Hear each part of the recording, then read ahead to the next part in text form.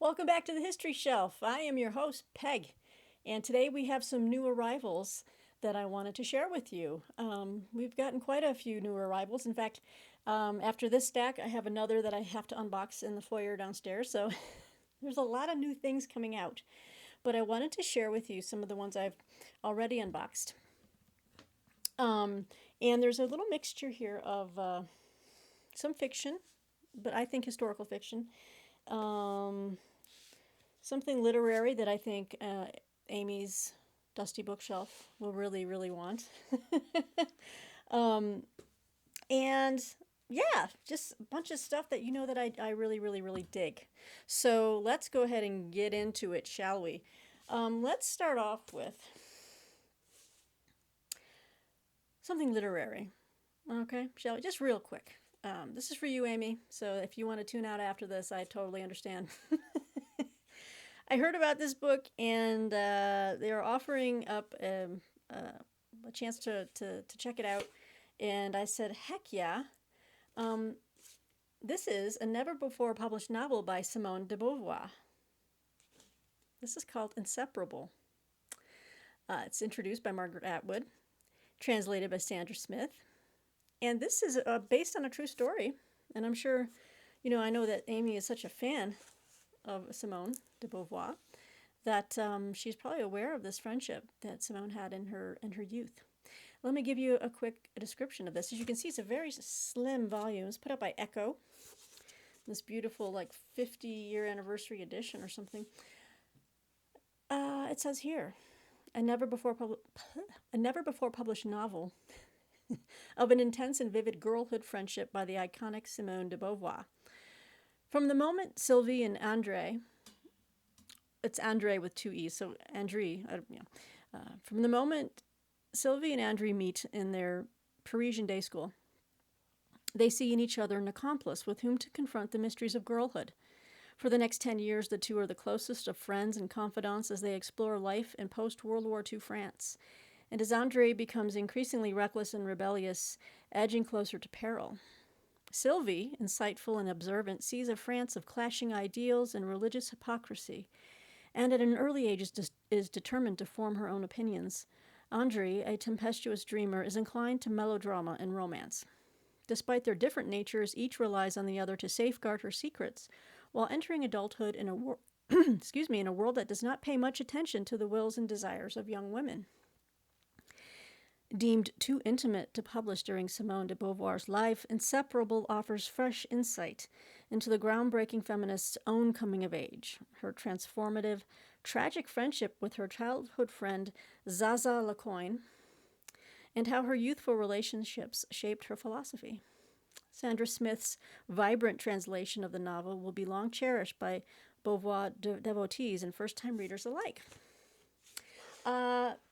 I love little coming-of-age stories like this. I've always been intrigued by young girlhood friendships that have such an impact on their lives. And it doesn't have to be sexual or anything. It just could be a very intense friendship that women seem to form when they're very young that I've always just found fascinating. So, and on such an iconic writer as de Beauvoir, I just thought, yes, I would love to take a look at this. So, Inseparable. Amy, thinking of you. Okay. Let's see here. I'll save a couple more fictions for later. Let's get into, speaking of France, let's get into a brand new release. University Press book. Oh, I'm so looking forward to this. I have been trying to find really good writing on Vichy France, and I know that there's Robert Paxton, and I've been trying to acquire some of his work. It's hard to find some of his editions that are, not exorbitant. But this is a brand new book, and I immediately wanted to take a look at this. So thank you to Harvard University Press for When France Fell, The Vichy Crisis and the Fate of the Anglo-American Alliance by Michael S. Nyberg. It's a nice evocative cover there. This is brand new. It says here, according to U.S. Secretary of War Henry Stimson, the most shocking single event of World War II was not the Japanese attack on Pearl Harbor, but rather the fall of France in spring 1940. Michael Nyberg offers a dramatic history of the American response, a policy marked by panic and moral ineptitude, which placed the United States in league with fascism and nearly ruined the alliance with Britain. The successful Nazi invasion of France destabilized American planners' strategic assumptions. At home, the result was huge increases in defense spending, the advent of peacetime military conscription, and domestic spying to weed out potential fifth columnists. Abroad, the United States decided to work with Vichy France despite its pro-Nazi tendencies. The U.S.-Vichy partnership, intended to buy time and temper the flames of war in Europe, severely strained Anglo-American relations. American leaders naively believed that they could woo men like Philippe Pétain, preventing France from becoming a formal German ally. The British, however, understood that Vichy was subservient to Nazi Germany and instead supported resistance figures such as Charles de Gaulle.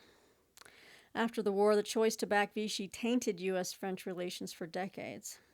Our collective memory of World War II as a period of American strength overlooks the desperation and faulty decision-making that drove U.S. policy from 1940 to 1943. Tracing the key diplomatic and strategic moves of these formative years, when France fell, gives us a more nuanced and complete understanding of the war and of the global position the United States would occupy afterwards. So obviously, this book is taking it slightly, kind of moving it off center a little bit away from France and kind of, highlighting the U.S.'s response. And I find that fascinating. I'm trying to fill in some gaps in my knowledge about the Vichy regime and knowing how, America responded to this is going to be a key part of filling in that gap. And from what it sounds like, that is not good. We supported Vichy, and Britain was supporting de Gaulle. So I'm not sure who was behind our decisions there in the State Department, but we'll find out by reading Michael S. Nyberg's When France Fell, Harvard University Press. So fantastic. I am excited for that. Okay, and this book is actually, I picked this up from, I write for Book Browse Review. It's a great place to get updates and in-depth reviews and beyond the book articles about many different, upcoming nonfiction and fiction titles. Then they have a First Impressions kind of book club where you can get an advanced copy of something coming out, whether it's fiction or nonfiction, and just share your thoughts on it within a relatively short time of getting the book. And I saw this and I said, I'd like to take a look at this one. This is called Free, and a lot of you who know me know from this cover that I would ask for this. Free, A Child and a Country at the End of History by Leah Epe. I'm going to go with that. So, again, this is coming out in January, so it's not out yet. Again, advanced copy. Actually, and this might be considered probably, well, I will be starting it this month, so this might actually go into, it's a memoir, so I'm going to put this under my nonfiction November as well. I said in my last video about my nonfiction November choices that I'm constantly reading nonfiction, and I just had to settle on a few for that video, but this is starting this month as well. So let me read this to you real quick. What is this about, you ask? I don't have a pub sheet for this, but okay, I'll read this here. Leah Epe grew up in the last Stalinist country in Europe, Albania, a place of queuing and scarcity, of political executions and secret police. While family members disappeared to what she was told were, quote, universities, unquote, from which few, quote, graduated, unquote, she swore loyalty to the party. In her eyes, people were equal. Neighbors helped each other, and children were expected to build a better world. Then the statues of Stalin and Hoxha were toppled. Almost overnight, people could vote and worship freely and invest in hopes of striking it rich. But factories shut, jobs disappeared, and thousands fled to Italy, only to be sent back. Pyramid schemes bankrupted the country, leading to violence. One generation's dreams became another's disillusionment. As her own family secrets were revealed, Epe found herself questioning what freedom really means. With acute insight and wit, Epe traces the perils of ideology and what people need to flourish. right up my alley. You know I love stuff like this. So this is coming out in January 2022.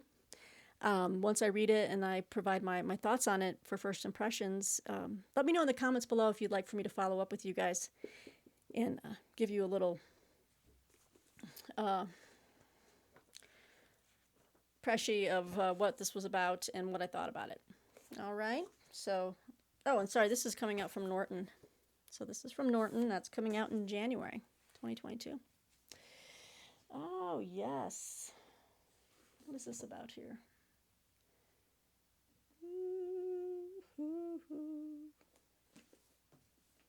Let's go with this one next. Okay. Oh, yeah. We have 2 books from Riverhead Books, which, I've got 2 more of them downstairs that I wanted to show you that are new arrivals. It's a new historical fiction series. The second book just came out, and I requested, I thought I was going to review it for Historical Novels Review, but someone else got it. But I'm still going to review it for this channel.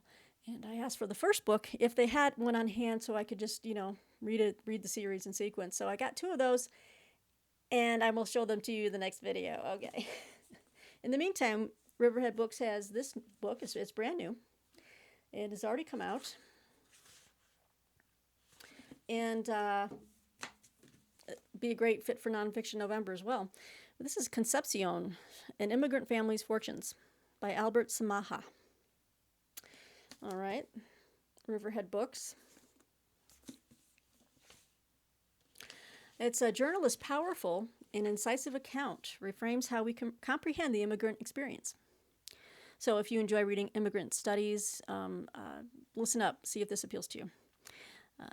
Nearing the age at which his mother immigrated to the United States, part of the wave of non-Europeans who arrived after quotas were relaxed in 1965, Albert Samaha began to question the belief in a better future that had inspired her and her family to uproot themselves from their birthplace. As a rising tide of inequality and discrimination threatened to engulf her, her brother Spanky, great name, a rising pop star back in Manila, now working as a baggage handler at San Francisco Airport, and others of their generation, Samaha wondered whether their decision to abandon a middle-class existence in the Philippines had been worth the cost.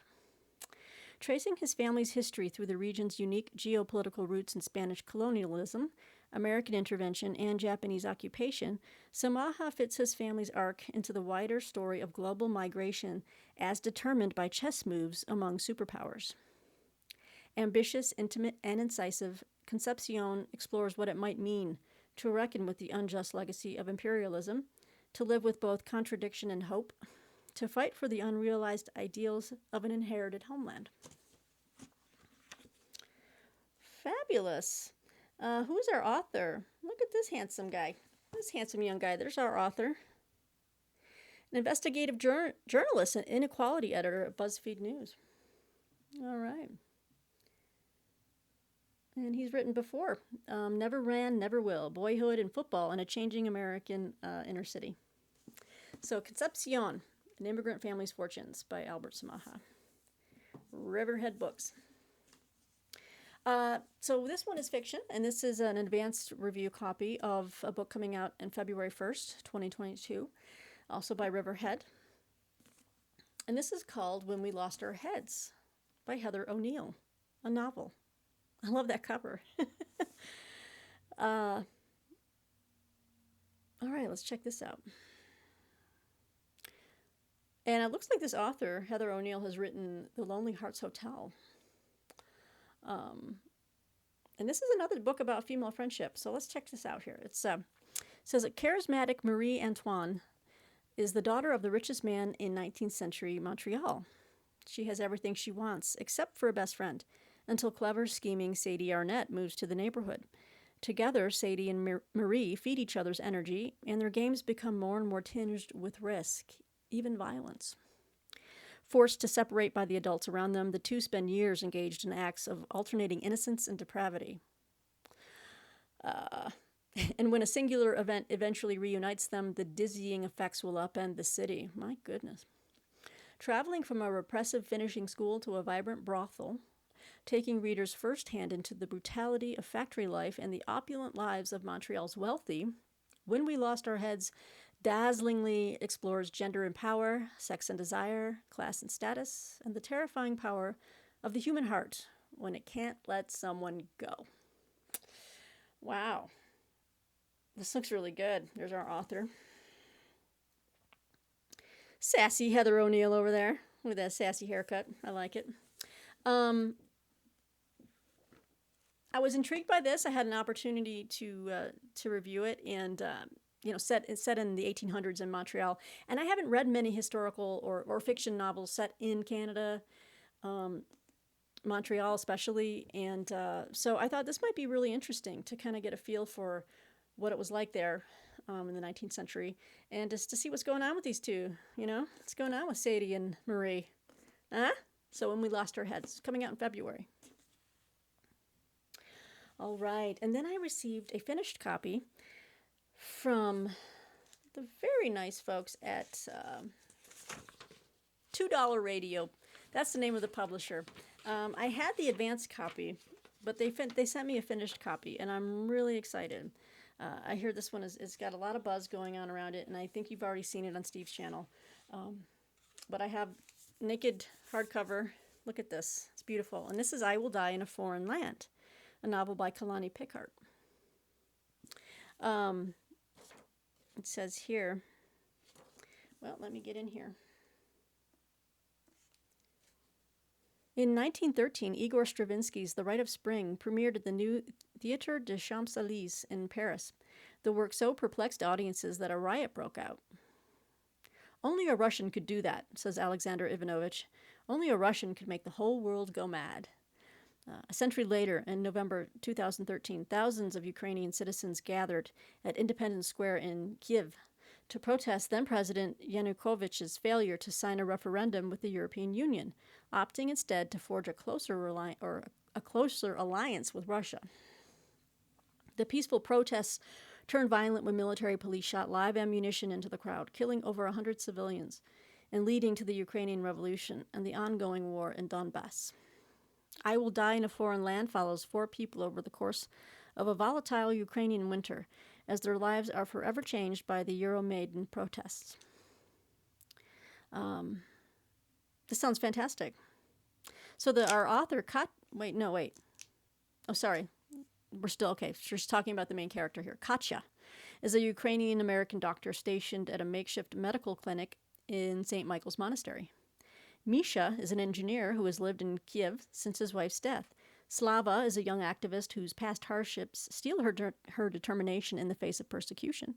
And Alexander Ivanovich, a former KGB agent, joins the daily protests clad in a balaclava where he plays the piano. While unfolding an especially moving story of quiet beauty and love in a time of terror, I Will Die in a Foreign Land is an intimate epic and a haunting portrait of human perseverance and empathy. Again, I love my Russian history, memoirs, and even novels that kind of encapsulate the experience. It's Russian, Ukrainian, that whole area. Eastern European, I'm just fascinated. $2 Radio. This is the publisher. Check them out. They're a little independent publisher. Books Too Loud to Ignore. How fun. But this is an important work, and I'm looking forward to getting started on that. Probably, again, the holidays are coming up. I have some time to, some of my workload lightens up a little bit, although I will be starting at least 3. I hope to get at least 3 major biographies read and reviewed for January. They're coming out in January, and I'm supposed to have those done by early December. But after that, I'm going to be dipping into some of these as well. All right. What else do we have? It's 19 minutes. Other press. Other press is constantly surprising me. I have received many of their review copies, and I have reviewed many of their books for different venues. But they're featured a lot on this channel. This one was a surprise to me because, there's a lot of work in like fiction and translation that they send me, memoir and stuff like that. This is a straight up work of like history, religious history, and I'm so excited to see this. Um, this is coming out in January of 2022, so keep it on your radar if you're interested. But I've got an advanced copy. Focus. There we go. This is Trace and Aura, The Recurring Lives of St. Ambrose of Milan, a new biography of St. Ambrose, guys, by Patrick Boucheron. And this is by Other Press, which is mostly a fiction, fiction and translation. But I'm so excited. All right, as you can see, I'm speechless. All right, here we go. It says, from one of the foremost medievalists of our time, a groundbreaking work on history and memory that goes well beyond the life of this influential saint. Elected Bishop of Milan by popular acclaim in 374, Ambrose went on to become one of the 4 original doctors of the church. There is much more to this book, however, than the compelling story of the bishop who baptized St. Augustine in the 4th century. Trace and Aura investigates how a crucial figure from the past can return in different guises over and over again in a city that he inspired and shaped through his beliefs and political convictions. His recurring lives actually span more than 10 centuries, from the 4th to the 14th. In the process of following Ambrose's various reincarnations, Patrick Boucheron draws compelling connections between religion, government, tyranny, the Italian Commune, Milan's yearning for autonomy, and many other aspects of this fascinating relationship between a city and its spiritual mentor, who strangely seems to resist being manipulated by the needs and ambitions of those in power. So I am extremely excited for this. Trace and Aura, The Recurring Lives of St. Ambrose of Milan. Coming out January 2020. Actually, January 18th. So keep an eye out for that. Fabulous. All right, and here's another little independent book I got. I thought I'd just share with you guys. I've never seen anything like this. Someone emailed me, asked if I might be interested in taking a look at this. I hardly ever say no. It's a slim little hardcover, and it's called Love's Legacy. Viscount, right? Viscount Chateaubriand, and The Irish Girl by Daniel Fallon. Forward by Gerald Gillespie. Look at this cover. Isn't this quaint? Almost looks like a Jane Austen novel or something. And this is put out by Amazonas Publishing. Okay, so let's take a look here.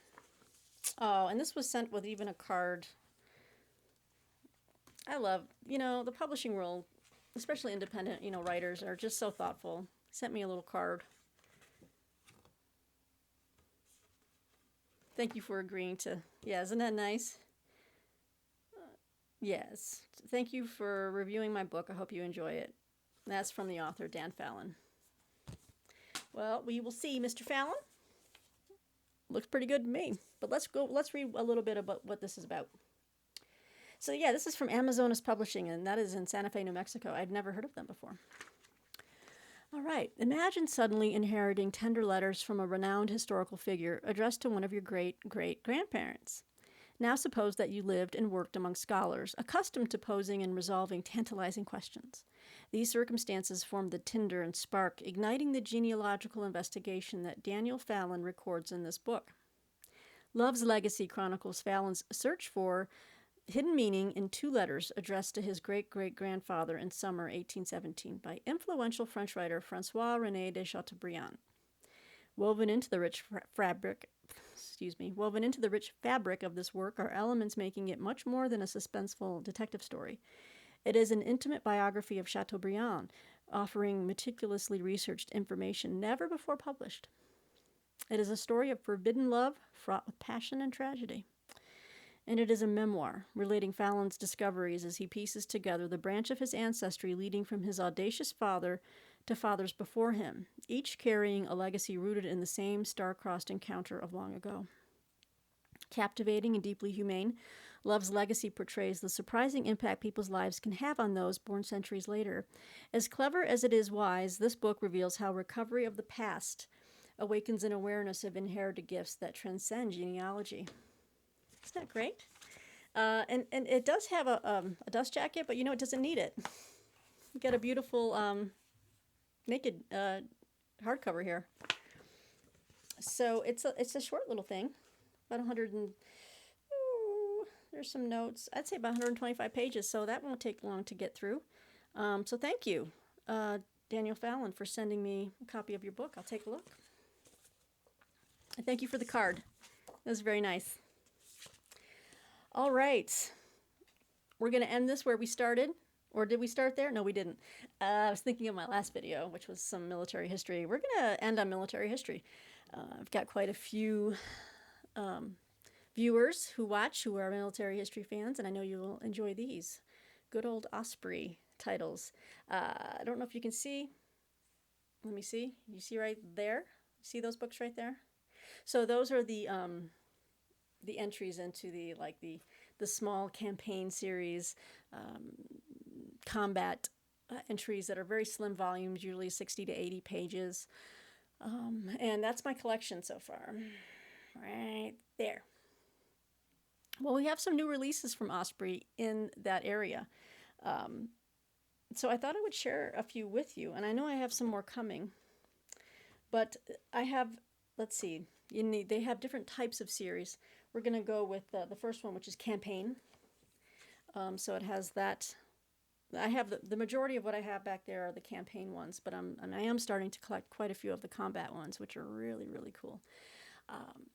So the new one that I have is the Panjshir Valley, 1980 to 86. The Lion Tames the Bear in Afghanistan by Mark Galeotti.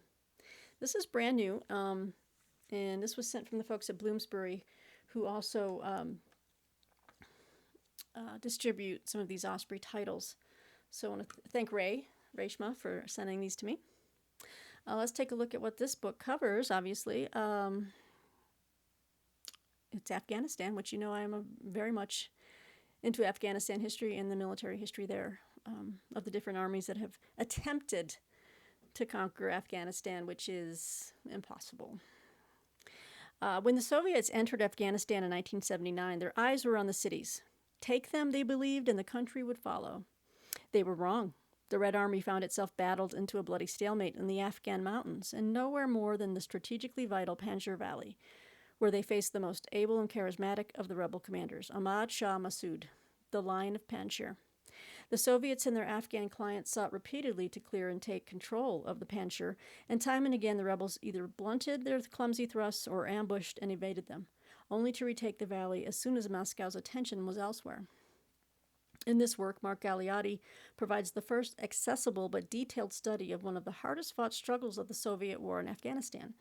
The Panjshir Valley was not just a pivotal battlefield, it also shaped the subsequent Afghan civil wars that followed the Soviet withdrawal, and the thinking that informs the new Russian military. So, this one's about 96 pages. You know, it's always full of just interesting, artwork, and the next page describes what you're looking at. You know, very cool. They're always so well done.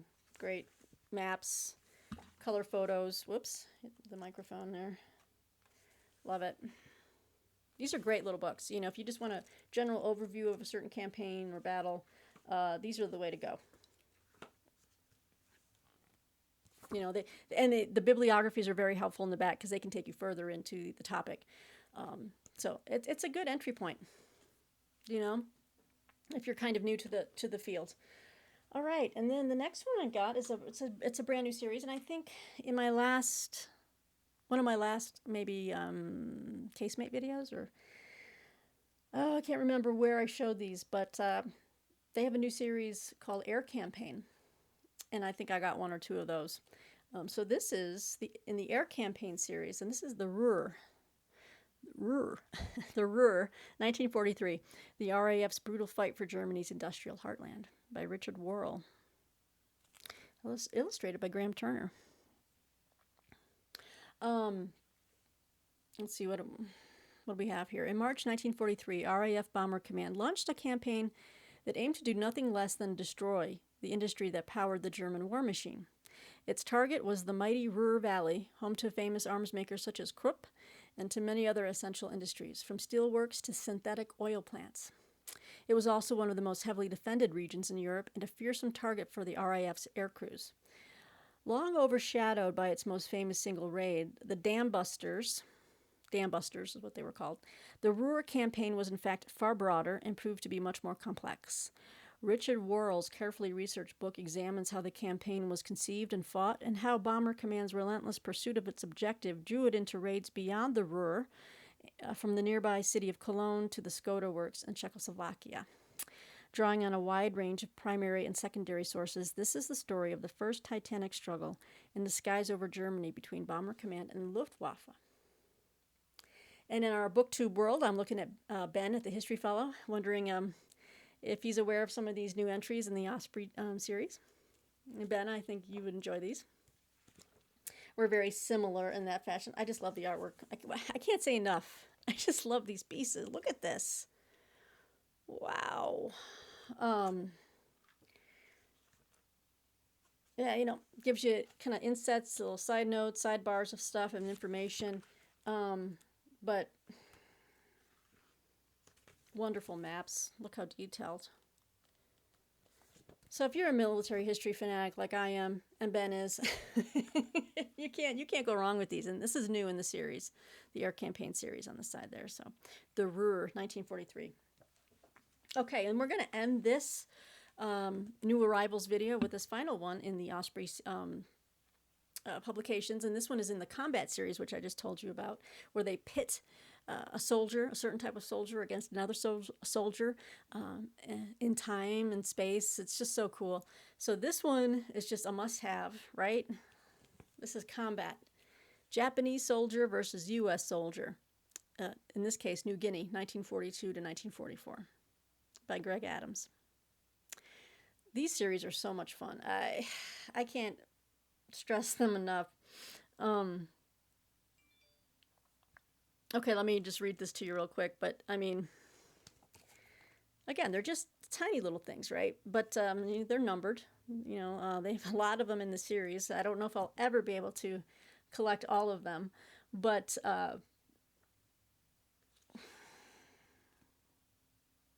it's just fantastic. I love these. I could just sit all day with a cup of tea and some cookies and just sit here and just... I love them. I love these books. Okay. New Guinea, 1942 to 1944. So let's see. It says here, when Japanese forces attacked Pearl Harbor in December 1941, the administration of New Guinea, the world's second largest island, was shared between Australia and the Dutch East Indies. The New Guinea campaign saw Japanese forces invade the island, rapidly capturing the key port of Rabaul and threatening Port Moresby, while U.S. forces joined the Australian defenders in increasing numbers. The uniquely demanding environment and the savage nature of the fighting meant that the campaign was among the most arduous of World War II for both sides. In this absorbing study, the role of U.S. Army National Guard units and their Japanese opponents in three important battles are examined, namely Bunagona, November 42 to January 43, Biak Island, May to August of 44, and the Drinumor River, July-August 44. Greg Adams assesses and compares the combat effectiveness of both sides, paying particular attention to the tactics, weaponry, logistics, leadership, and communications in the challenging setting of New Guinea. So this is number 60 in the combat series. As you can see, there's other titles. You can just, U.S. infantrymen versus German infantrymen, U.S. Marine versus Japanese infantrymen. It just goes on and on. And I really like the ones that go into ancient history, like, like Macedonian warrior versus Persian warrior or something like that. It's very cool. Very cool, Gives you a nice introduction. There's great photos. Of course, your maps. Anyway, thank you to Reshma at Bloomsbury. And I think we have some more coming on the way. But again, can't say enough. They're great stepping stones into the wider world of military history. And it's just never ending. And, really check out those bibliographies in the back. Okay, guys, so that's 34 minutes. Those are some of my new arrivals. I have much more on my little trusty dolly down in the foyer. We were using that to move other stuff, and then as the packages were coming in, I just started kind of setting down the books on the dolly. Um, it's not a dolly, sorry. It's a, what is that? It's like a rolling, well, I guess it's a rolling dolly or a rolling cart. Anyhow, let me know if anything interests you here. Be happy to follow up with you guys. Uh, yeah, I guess that's it. Have a great day. Hope you get some really good reading in. Tell me what you're reading. I'm really interested. Um, are you a fiction fan? Are you a nonfiction fan? Are you a history fan? Do you read a lot of history, a little history? And why do you come to this channel? What do you find of most interest? I guess I should do a video just kind of asking you guys that. I would really like to know why, what areas interest you most? Like, why do you come here? Do you come here to see a lot of the new arrivals? Do you like to see what I'm reading? Do you like book reviews? Um, Stuff like that. So, yeah, maybe I'll do that. But in the meantime, if you would like to answer me here, that'd be great. Okay, guys, well, have a good one, and we will see you on the flip side. BookTube. Bye.